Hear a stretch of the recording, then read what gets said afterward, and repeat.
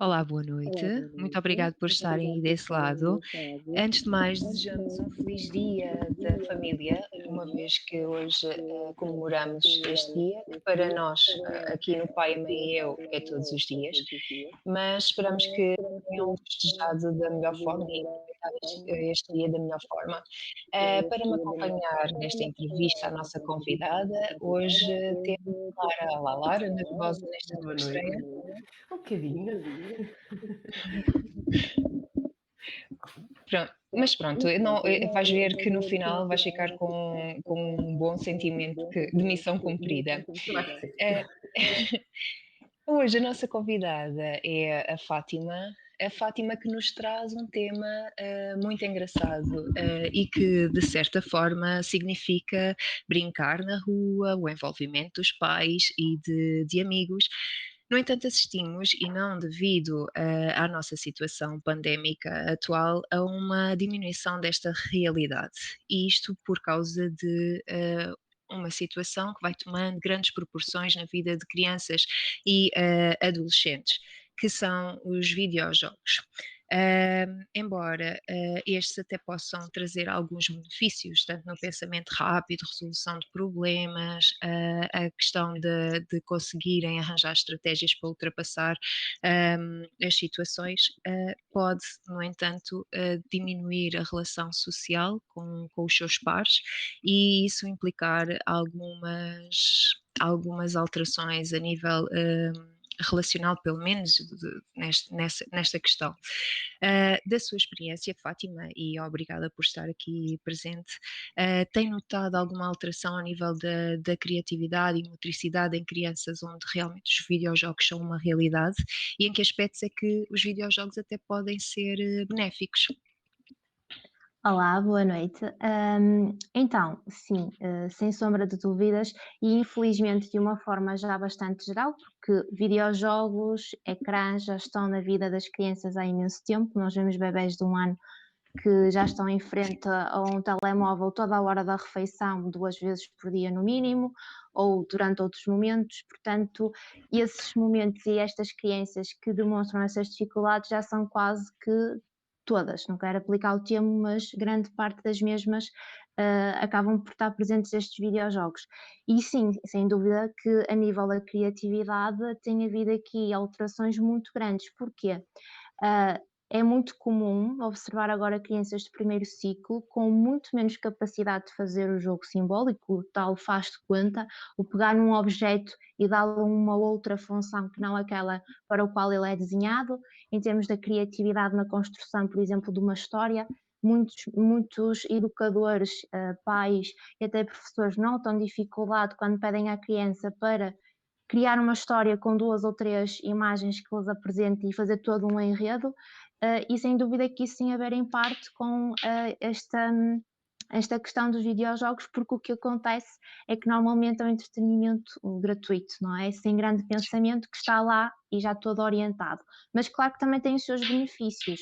Mesmo sendo um elemento que possa causar alguma distância, eu também acredito que para alguns miúdos, para algumas crianças, consiga ser um elemento de inclusão, porque por vezes os miúdos não têm muita capacidade e as crianças, por exemplo, de jogar à bola, de jogar basquetebol ou assim, e por um videojogo conseguem ter o seu papel no grupo. Mas o que eu acho é que já estamos a chegar a usos que já não são bem os adequados, e aí sim está o problema, porque os videojogos são muito bons para as estratégias.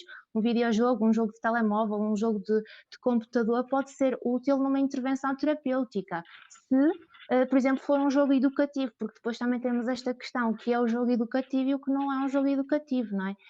E, portanto, eu acho que ele tem o seu papel, deve estar presente, só que não no número de horas que efetivamente eles estão hoje em dia.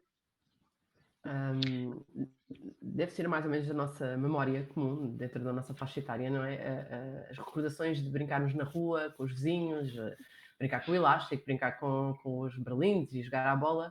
E hoje em dia, eu que tenho filhos, né? Vejo que os miúdos hoje em dia não brincam com berlindes, com elástico. Quantas crianças que limitações ficarão estas crianças no futuro, não é? E que consequências terá a longo prazo esta falta de contacto com as brincadeiras do antigamente, digamos assim. Sim, sim. Eu acho que o que aconteceu e que estamos agora a notar mais é o seguinte, portanto, se nós formos a ver, o tempo que era ocupado por brincadeiras, para quem tem hoje em dia 30 e poucos, para quem tem 20 e poucos, e as crianças de hoje em dia com 12 anos, quem tinha 30 e poucos, se calhar só na idade adulta teve contacto com redes sociais, com acesso à internet, com jogos dentro deste género, eram pessoas que se calhar foram, se calhar não, com certeza muitos foram trabalhar bastante mais cedo, não tanto na idade que seria se calhar esperado, não é? Quem tem 39, 40, 50, enquanto que agora nós temos, portanto, os jovens que estão atualmente com 25 passaram por um misto dessas duas coisas. Foram crianças que aproveitaram toda a sua infância, principalmente a primeira infância, até aos 6 anos, para brincar na rua, e que mais tarde, em torno dos 12 anos, começaram a ter um acesso mais recorrente do uso da internet, dos videojogos, todas estas questões.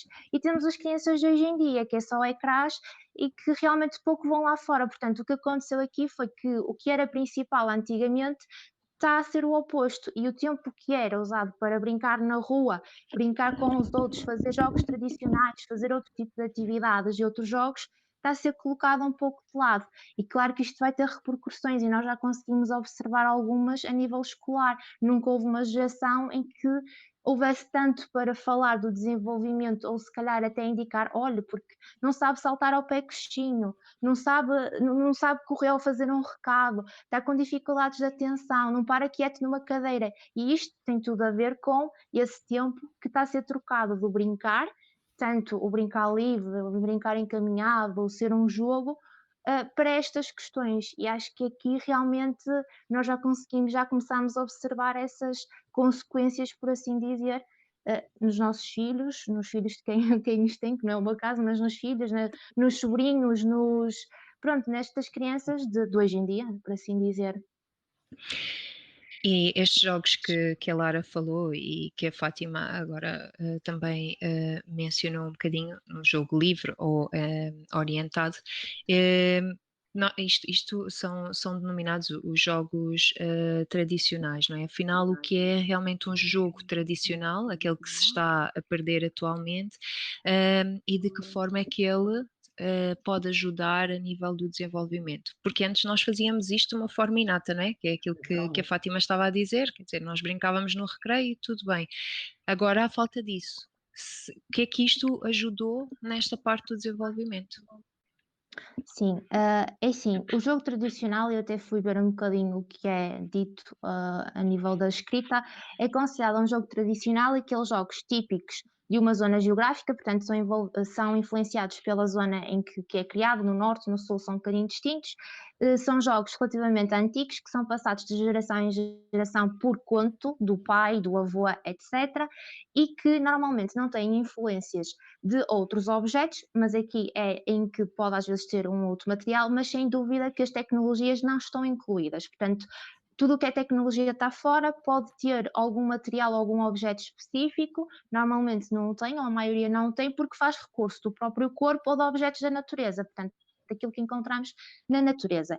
Em termos do que é a forma como pode ajudar e promover o desenvolvimento, eu acho que esta questão é mais simples, porque é no sentido de que se o corpo é o ator principal da nossa história, as aprendizagens, as vivências e as experiências vão ser muito maiores, daí o desenvolvimento vai ser muito maior. Se nós formos pensar na questão dos meninos, das crianças, das histórias que já ouvimos que cresceram, por exemplo, na selva, com animais, nós conseguimos perceber que elas têm uma ótima motricidade nesta questão, porque o corpo é o ator principal e não houve as outras influências. E aqui o jogo tradicional vai realmente ajudar um pouco nesta questão. Já falou do ambiente, portanto, falou esta parte agora da selva, mas agora dentro da cidade, que ambiente é o mais propício então para os jogos tradicionais e que características traz esse ambiente? É assim, se nós pensarmos que é preciso para fazer jogos, espaço. Portanto, obviamente que estar dentro de casa, a não ser que seja uma casa grande ou uma quinta, vamos estar um bocadinho limitados. Portanto, o ambiente, o local indicado para o decorrer de atividades, portanto, jogos tradicionais, é o meio exterior, é a natureza. Até mesmo porque, como disse anteriormente, nos jogos tradicionais nós fazemos recurso muito do que temos na natureza, quer sejam pedrinhas, quer sejam os paus para fazer o jogo de estica, não sei se tem o mesmo nome em todas as zonas do país, mas, portanto, é lá fora. Já para não falar que a natureza vai ter aqui um papel fundamental no que quer dizer, no que diz respeito aos sentidos, portanto, tanto aos 5 sentidos que todos nós conhecemos, o olfato, o paladar, o tato, o cheiro e a visão, como 2 sentidos que às vezes são um bocadinho postos de lado, mas que têm extremamente relevância neste assunto, que é o sentido vestibular, que está localizado portanto, nos nossos ouvidos, tem a ver com a questão do equilíbrio, sabemos localizar, e o sistema mais proprioceptivo, a propriocepção, que é saber localizar os nossos segmentos corporais. E tudo o que é a natureza e o que é o meio lá fora acaba por ser um grande estímulo para estas questões. Nós sabemos que as cores da natureza são as mais vivas que nós temos e variadas, não é? Nós sabemos que tudo o que é uma inclinação não existe melhor para trabalhar do que na natureza. Nós temos de todo tipo, não é? Planaltos, montanhas, portanto, conseguimos ter aqui efetivamente muita influência, muita informação que o nosso corpo vai absorver. Portanto, a natureza é aqui o elemento para este tipo de jogos, o melhor, o mais indicado. Temos, por um lado, os jogos tradicionais, por outro, os jogos cooperativos. Qual é a diferença entre os dois? Uhum. É assim, esta questão aqui, eu considero que os jogos tradicionais estejam dentro de uma outra categoria, que seja jogos de competição, por assim dizer, e depois temos os jogos cooperativos. Mas falando então em termos dos dois, o jogo tradicional, se formos fazer mesmo o que é o jogo tradicional, normalmente envolve vários elementos e tem o seu aspecto de competição associado, quer seja um jogo do estica, ver quem é que consegue realmente saltar a maior distância, quer seja o jogo da colher, o chegar mais rápido ao local, quer seja, sei lá, o jogo dos sacos de serpilheira, não é? Em que vamos a saltar, portanto, todos eles têm um elemento de competição, enquanto que os jogos cooperativos acabam por ser jogos cujo objetivo é esse mesmo, a cooperação entre elementos, não existe um vencedor nem um derrotado. Nos jogos cooperativos, hoje em dia, falando agora um bocadinho mais para o público até adulto, são aqueles jogos que cada vez mais se ouvem falar que certas empresas dinamizam Sim. para a coesão de um grupo. Portanto, a principal diferença será este elemento de cooperação ou de competição que está associado a um ou ao outro. E relativamente às crianças, na sua opinião, os miúdos adquirem mais competências nos tradicionais ou nos cooperativos? Ou será a junção dos dois uma mais-valia?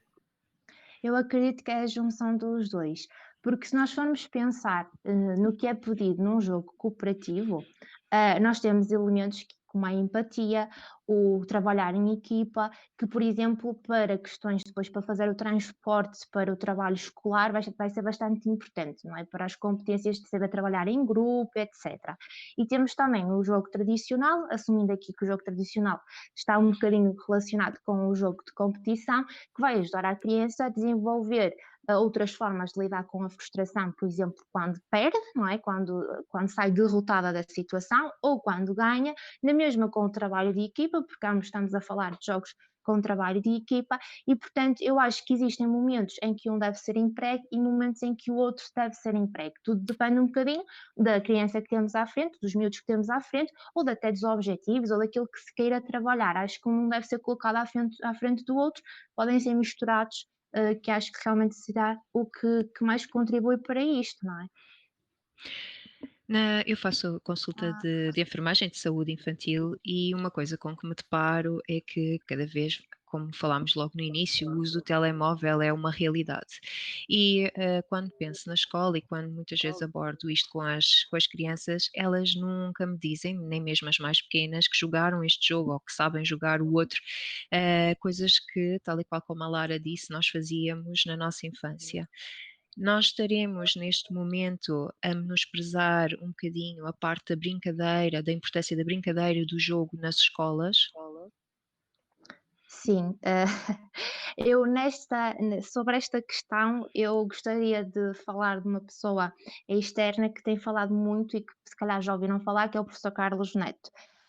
Não sei se já tiveram a oportunidade de ouvir ou não sobre esta temática. Ele lançou recentemente um livro, foi este ano, que é chamado Libertem as Crianças, e já falou várias vezes em diversos momentos, tanto na televisão nacional, em entrevistas, aqueles programas da tarde normalmente, como falou no Congresso até recentemente de Psicomotricidade e em outros momentos, e que realmente ele fala bastante desta temática. E sem dúvida, se nós já tínhamos crianças com algumas dificuldades por causa desta inclusão portanto, dos videojogos e etc., se nós já tínhamos crianças que, devido a um horário tão rígido, em que não tinham tempo para brincar, em que tudo estava calendarizado e não tinham tempo para brincadeira livre, quanto mais agora em 2021, depois de mais de 1 ano e meio praticamente de pandemia, em que estamos tão inibidos de brincadeiras, em especial no exterior, com os outros, e portanto estamos aqui realmente muito restritos. Eu acho que realmente isto nas escolas e tudo mais,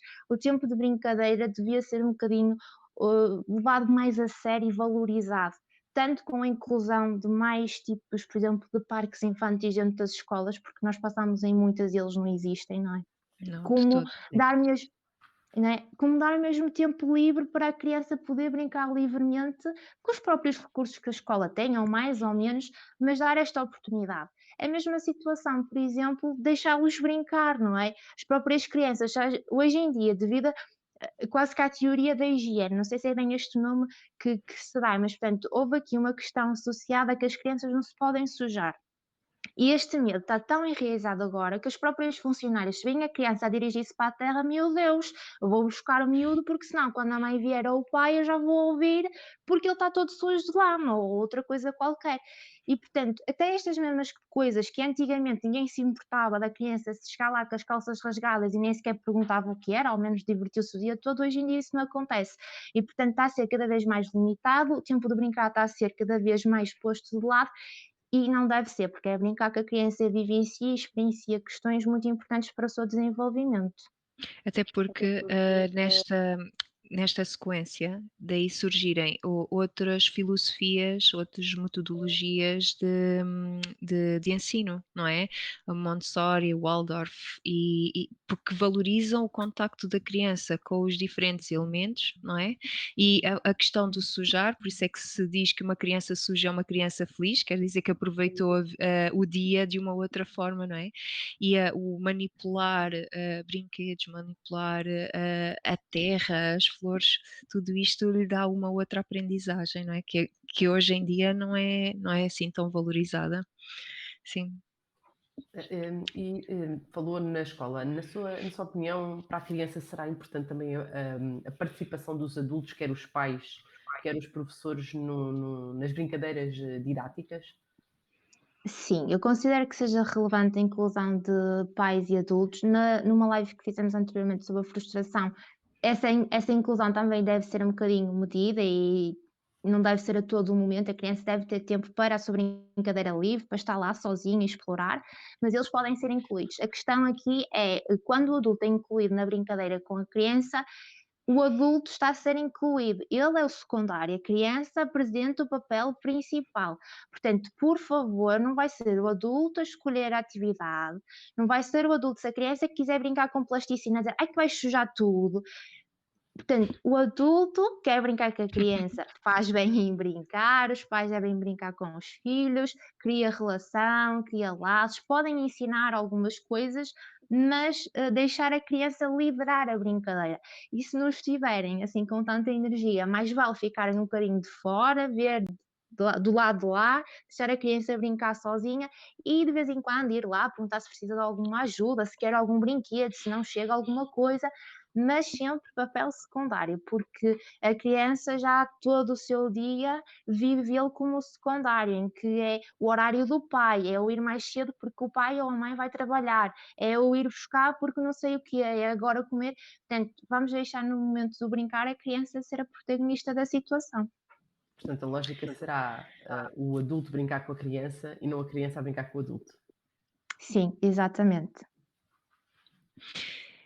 Para elucidar um bocadinho aquilo que temos vindo aqui a falar ao longo deste direto, nós vamos passar algumas fotografias cedidas pela Fátima que tem a ver com os jogos tradicionais. Óbvio que estas fotografias foram controladas, não é, a nível de consultório, portanto não vão ser ao ar livre e elas vão ser passadas em slideshow. Por isso, não sei, Fátima, se calhar começaríamos aqui pelo jogo da macaca, o nosso tão conhecido jogo da macaca. Quais os benefícios?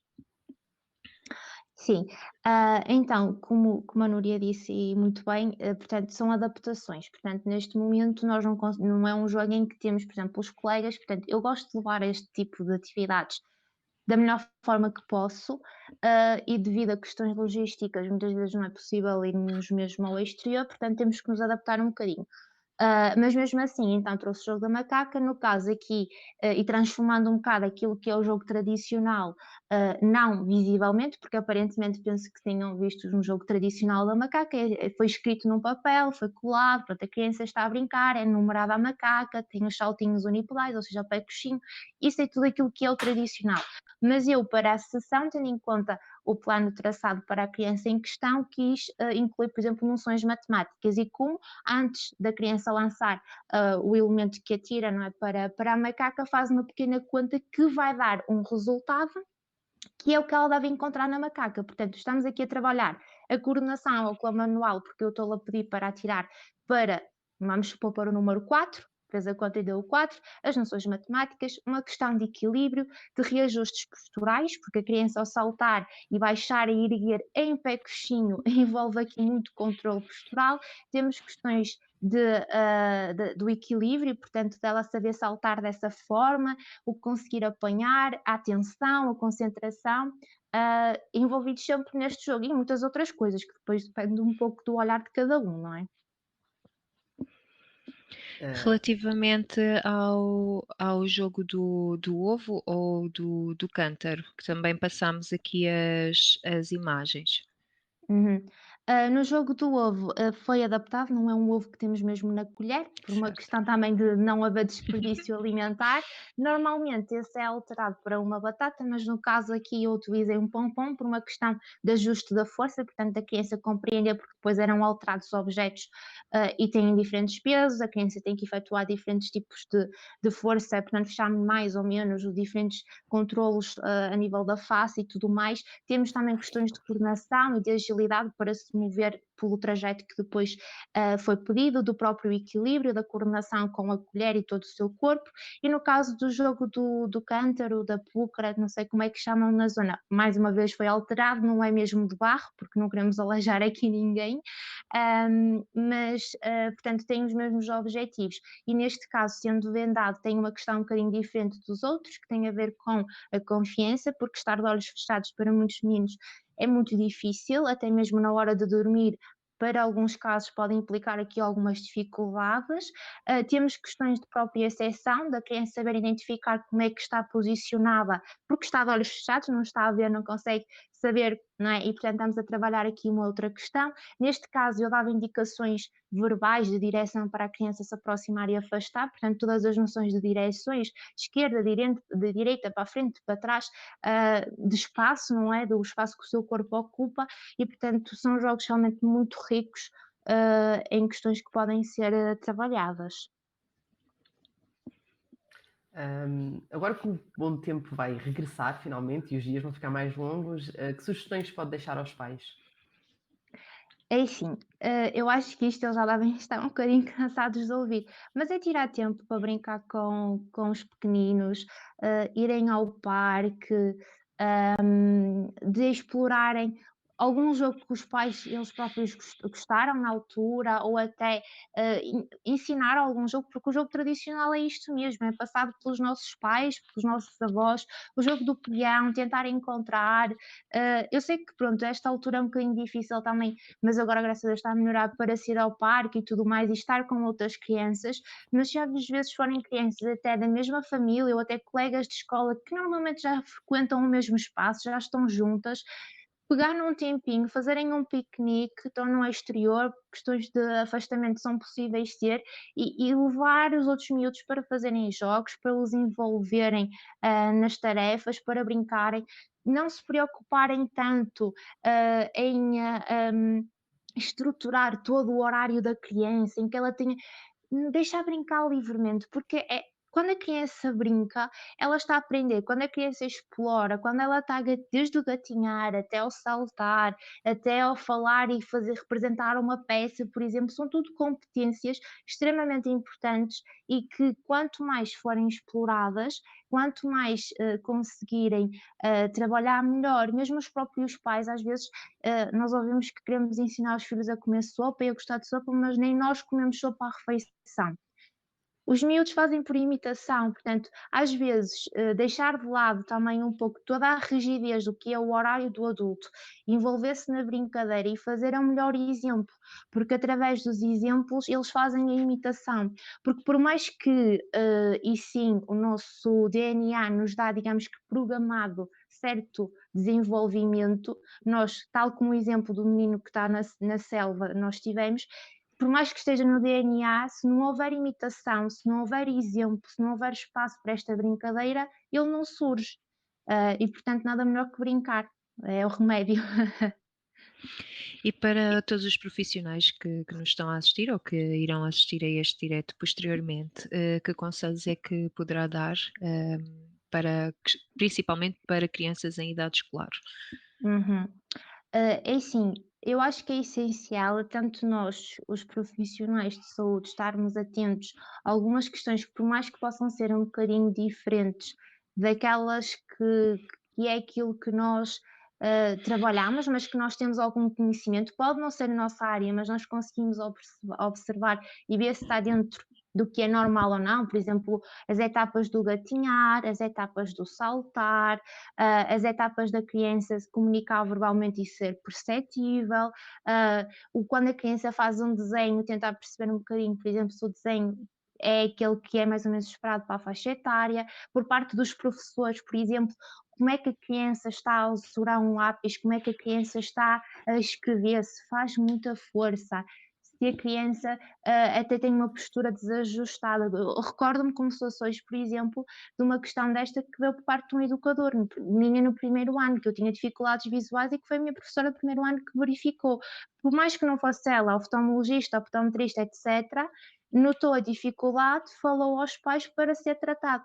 Pode custar um bocadinho às vezes ouvir no início, é verdade, pode, mas ninguém o faz porque quer angariar clientes, porque quer mandar. Nós não queremos ter miúdos rotulados, nós não queremos ter miúdos com dificuldades. A verdade é que elas existem e quanto mais cedo elas forem tratadas, tanto na primeira infância como no primeiro ciclo, melhor.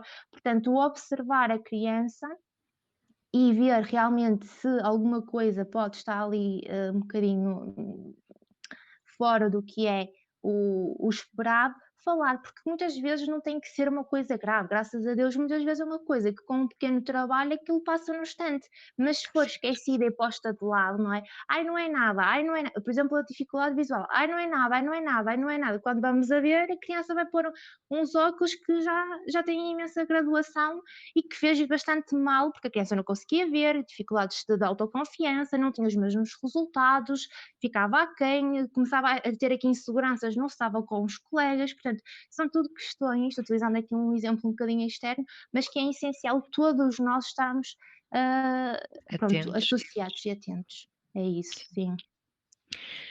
Bem, eu acho que daríamos então por terminado, o direto. Lara, não sei se queres dizer alguma coisa para te despedires?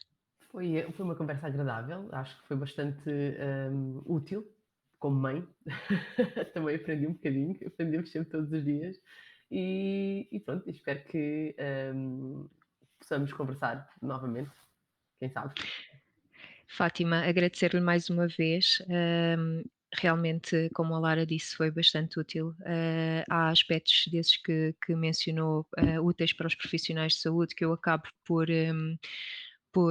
aplicar nas minhas consultas e realçar esses aspectos nunca é demais. Entretanto, a Filipa. Sim, a Filipa, que nos está a ver, que pertence ao projeto e que também nos está a ver, tem uma questão antes de terminar, Fátima. Relativamente às atividades extracurriculares, aconselha ou considera que tirem o tempo de brincadeira que podia existir após a escola? Eu considero que as atividades curriculares, se forem do gosto também da criança, são uma mais-valia. Eu só acho que atividades extracurriculares em que a criança não tem qualquer interesse, em que esteja lá para completar o horário porque dá jeito, aí se calhar era um bom tempo de brincadeira.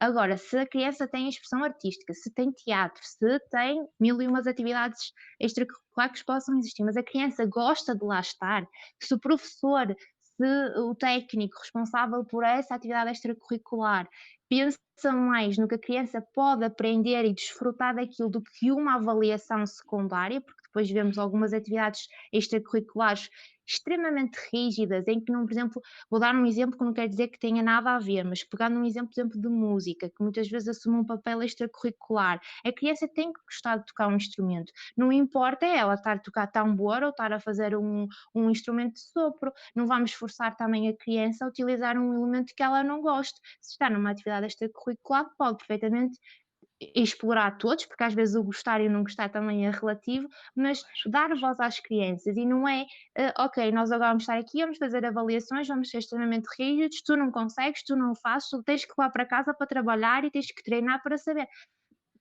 Aqui é que eu acho que fico sempre um bocadinho reticente. Agora, se for uma atividade que a criança goste, esteja lá por gosto, eu acho que se é por gosto, não há problema. Agora as outras questões realmente às vezes podem deixar aqui um bocadinho de dúvidas, não é? Será que é mesmo a criança que quer ou será que o pai precisa porque só sai depois dessa hora e, portanto, quanto mais horário na escola ela puder ficar melhor. O que eu compreendo perfeitamente, atenção, não estou a dizer que Não não é uma sejam situações crítica, válidas. claro. Exatamente, não é uma crítica, mas se calhar com esse tempo poderia haver um acompanhamento ou um espaço livre para as crianças ficarem, sem o encargo, por exemplo, de colocar nos ATEs com valores acrescidos, pronto, estas questões que são todas relevantes e lá está, não é uma crítica, mas sim, se calhar, se a criança não gosta daquela tarefa, daquela atividade, daquela aula, o brincar livre seria mais interessante nesse aspecto. Por acaso, e obrigada, Filipa, pela questão. Outra coisa que eu tenho observado na consulta de saúde infantil é que as crianças, nomeadamente os rapazes que faziam o futebol, que pertenciam a um clube de futebol e tinham essa atividade, ou até as meninas com a natação, com esta questão da pandemia, sentem muita falta. E é uma das queixas que elas apresentam, é mesmo essa, é que agora com a Covid eu não posso ir, mas eu gostava muito, já perdi a minha mãe. Pronto, e é engraçado perceber que realmente aquilo não era uma atividade para preencher tempo que os pais não podiam, não é? Estar com os filhos, mas era por gosto. E isso é muito giro ver. Sim. É Olha, isso, eu sim, sim, lembro-me pode agora de uma falar. pergunta que, pelo menos cá em casa, é um bocadinho frequente há muito, muito tempo, desde bebê. A minha filha mais velha tem muita dificuldade em brincar sozinha, em ser criativa. E não é por falta de espaço livre, não é por falta de eu lhe dar coisas, de lhe comprar e de lhe inventar jogos e de pensar em coisas que eu fazia antigamente, mas tenho muita, muita dificuldade em fazê-la puxar pela imaginação.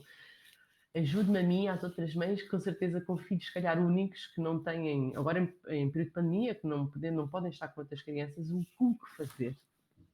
É assim, é uma questão um bocadinho mais complicada, porque nós temos que perceber elementos de personalidade. Nem todos somos artistas, não é? Nem todos conseguimos inventar uma história na hora e criar aqui. Alguns conseguimos, outros não. Nessas situações, às vezes pode ser, digamos que, dado algumas indicações leves, por exemplo, sobre uma construção de uma história. Em vez de pegarmos, olha, inventa uma história, podemos dar algumas imagens. Olha, tenta inventar uma história com isto. Vamos primeiro escolher todos juntos, por exemplo, uns dados, podemos comprar uns dados nas lojas de comércio, fazer uns desenhos, um referente ao tempo, não é? À altura do dia em que decorre a ação, um referente, por exemplo, à personagem, um referente, por exemplo, sei lá, a uma ação específica, o beber, o comer, independentemente um bocadinho daquilo que queiramos, e estar a dar leves indicações que não são regras, portanto, que a criança pode, um dia solarengo, não é? Um dia cheio de sol, pode terminar num dia chuvoso e cheio de trevoada. Não estamos a limitar a criatividade, mas estamos inicialmente a dar aquele apoio para a criança criar. Quanto menos também escolhas ela tiver, melhor. Aqui falando em questões de jogos variados. Portanto, se limitarmos dar a escolha, sempre, mas tentar limitar. Portanto, não ajuda uma pessoa indecisa, como quando nós vamos ao supermercado e queremos uma coisa e chegamos à prateleira, eu só queria uma, mas eu tenho 20 opções. E entre preços mais caros ou mais baratos, ou com sabor a X ou cheiro a Y, nós também ficamos assim, né, no detergente, por exemplo, se estiverem todos ao mesmo preço, praticamente. E qual é que eu gosto mais? Tira tampa, cheiro. Ficamos ali uma série de tempo. Quanto mais limitado também for isso, também acaba por ajudar. Opção, mas também não é preciso 20 opções da mesma coisa. E aos pouquinhos, e tentando trabalhar, ver o que é que a pessoa gosta mais, queremos que ela seja criativa, queremos que ela brinque sozinha, mas o que é que ela gosta? É de Legos? É de plasticina? É de carrinhos? É de bonecas? É de uma caixa de cartão só? É de um animal de estimação? Gosta de estar com. Portanto, tentar perceber o interesse, que é para saber aquilo que a motiva. Por exemplo, nos videojogos, o videojogo pode ser um elemento de motivação. Nós podemos, por exemplo, querer ajudar a criança a aprender questões de letras ou de números e podemos começar a introduzir, por exemplo, se um tablet é aquilo que ela mais gosta, podemos fazer lá um jogo, mas ao lado ter, por exemplo, um puzzle com números ou ter algum tipo de objeto que tenha contagens ou que tenha letras. Portanto, utilizar sempre também um elemento motivador da criança. Ok, obrigada. Pronto, então, muito obrigada, Fátima. Espero poder nos encontrar novamente para discutir um outro assunto. Obrigada por ter estado aqui. Lara, obrigada pela tua ajuda. Agradeço a vós também que estiveram desse lado a assistir a este direto. Agradecer-vos por isso e informar que no próximo fim de semana teremos um direto sobre cesariana versus parto tóxico, não uma forma de querer prevalecer um em detrimento do outro, mas para vos elucidar sobre as vantagens e desvantagens de cada um deles. Espero que estejam presentes também. Uma boa noite e um resto de bom fim de semana a todos. Boa noite. Boa noite.